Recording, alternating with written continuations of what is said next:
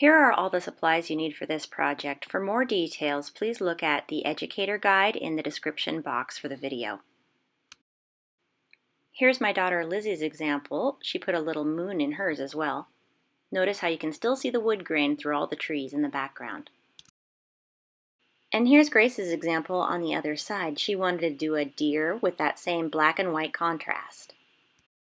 Now I've got my setup here with my paint ready to go, and I'm going to start with the center tree. And to make an evergreen tree, you just create a lot of V's. So here's one V that's upside down. See that in black? Just simple, right in the middle, and tall towards the top. And another V right below it, maybe a little bigger. And you keep stacking these upside down V's underneath of each other over and over. Keep going down until almost all the way to the bottom. And when you get to that point, then you're going to fill in that bottom just with a few little strokes, like wider V's, to make it kind of a wider bottom, and then in the very center so that tree doesn't have a big hole in the middle. Now you can start doing some other trees next to it.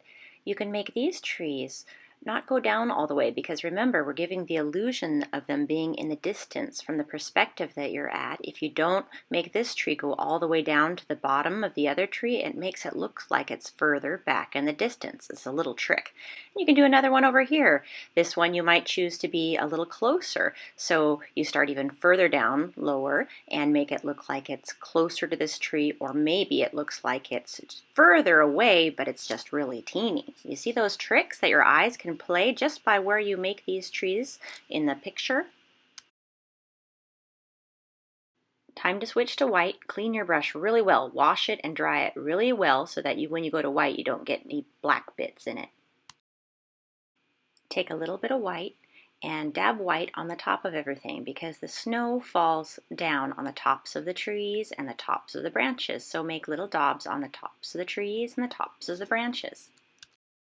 If you want, you can create some snow on the ground. Just don't block out all that beautiful wood grain, that negative space that peeks through.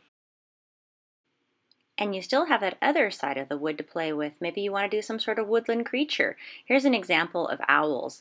These are just little circles with little triangle ears on a stick, and then you do circle eyes and white with a little dot in the center. Put some snow on top of the branch, and then make an upside down triangle for that beak.